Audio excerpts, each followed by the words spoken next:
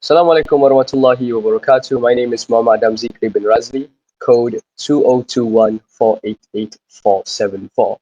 Hi, Assalamualaikum to Ms. Sarah. My name is Muhammad Firdaus from Plus LWB02B, together with my partner Adam Zikri. And today we are going to summarize the articles that we have been given, which is known as Embracing AI-Based Educations, Perceived Social Presence of Human Teachers and Expectation About Machine Teachers in Online Educations, and authored by Jun Hyun Kim, Kelly Mero Jr., Kun Siu, and Diana Dio Selno.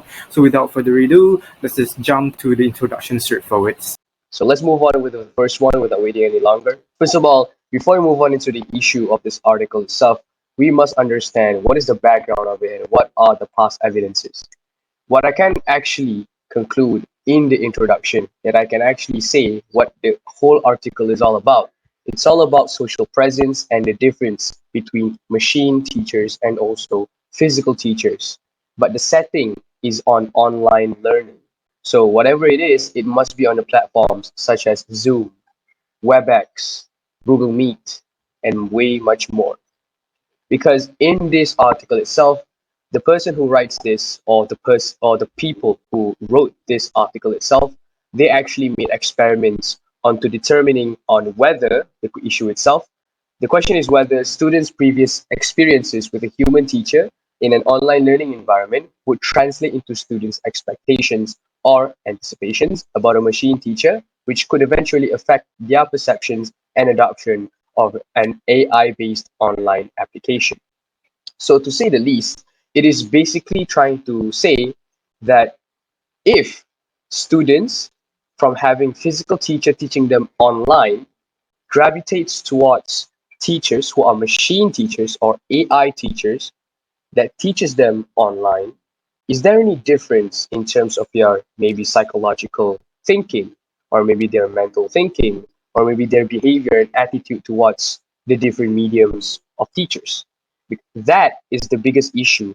That is the underlying notion that needs to be answered by doing tons of research and also experiment, which we will go on for the other presentations in the other slides. So now we move on to the procedures, which consists of three major areas. The first one will be the participants, the second one will be the procedures, but for the procedure itself will be distinguished into two areas, which is the analysis and also the data. And the last one will be the measures. And I will be summarize each and every single one of it. So as the beginning part, the participants will be consist of 294 participants, and among them are 188 from the females, and the other one will be 106 from males. And speaking about races, 153 participants among them are white or Caucasians, 67 participants are among Hispanic or Latinos, 49 participants are among Black or African Americans, and last one will be other ethnic groups that I have not mentioned yet, will be 25 participants. So now we move on to the data. How will they receive the data from their own research? Well, simple. They have their own online survey tool.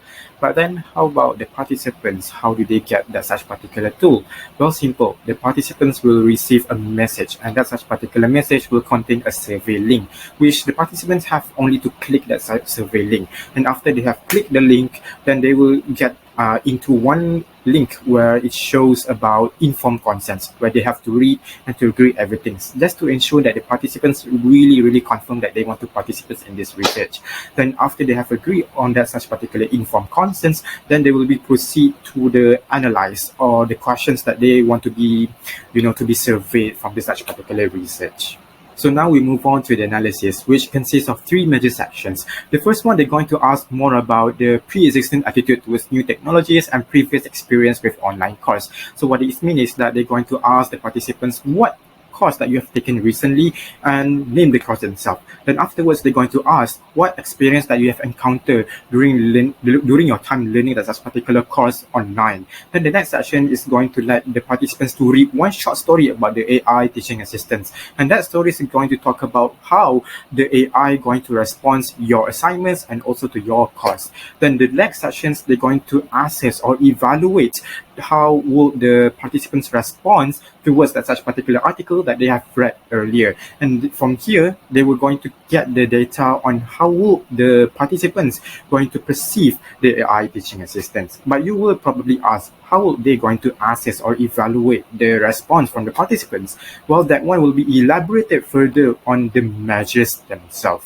So now we move on to the measures. The measure itself is going to evaluate or assess into 5 items or 5 sections. The first section is going to talk about social presence and psychological involvement, which is going to evaluate into 8 items or 8 questions. The questions that normally going to ask is, for example, when I was taking the online class, I feel like my teacher was remote or immediate or social or unsociable or impersonal or personals. We need to say that this is more about the objective test. If they feel like the teachers themselves is more remote, then they have to choose remote. Or if they feel like sociable, then they choose sociables. Or if they feel like impersonal, then they choose impersonals. The second section is going to talk about social presence as co-presence. And this one is going to branch out into 4 items. For example, they're going to ask about, when I was taking the online classes, I feel like my teacher was with me, and I feel like my teacher was interacting with me in the same space.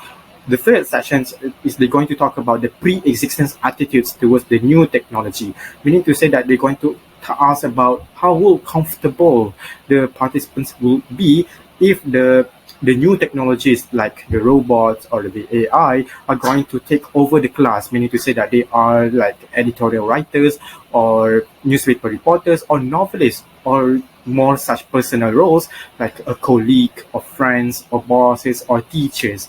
Then they're going to respond that such particular question into a skills but not objective test. And the scale itself is from 1 to 6. 1 to be very uncomfortable, the 6 will be very comfortable. Then the fourth sections, they're going to talk about the attitudes towards the AI teaching assistants. Then this one is going to assess with the objective on 7-point semantic differential skills.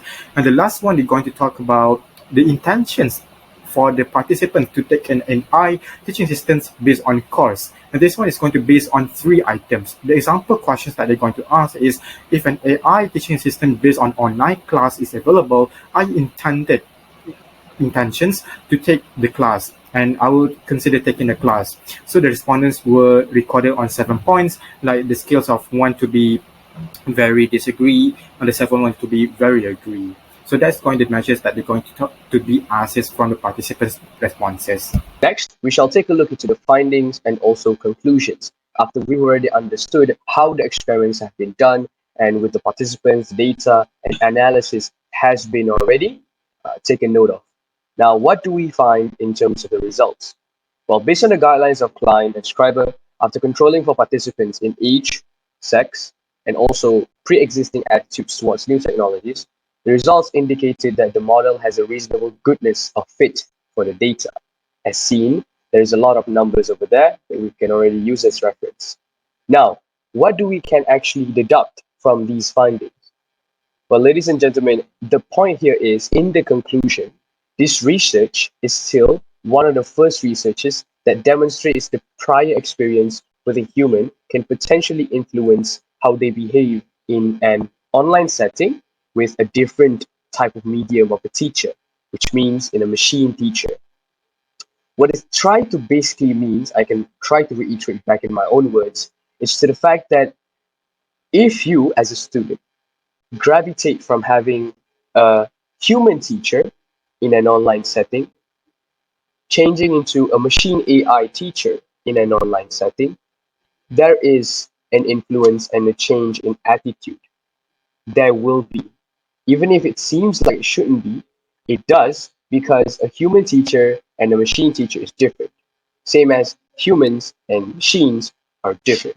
That is what we can conclude in this article itself.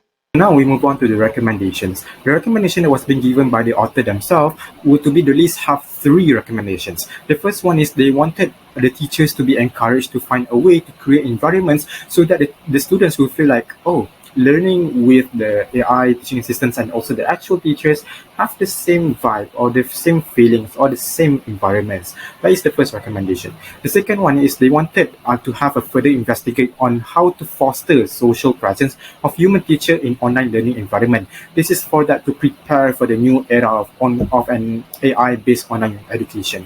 Then the third one is they wanted to consider and educating and training human teachers for effective use of machine teachers or teaching assistants in an AI-based educations. This is again for the preparation for the new era of AI-based online educations. So that is the recommendations that was been given by the author themselves. So the last thing that I'm going to touch about is the limitation. Limitation is something that the author could not do or did or achieve during the time that they're doing this such particular research. So the limitation itself will be the least have 3 limitations that the author found themselves.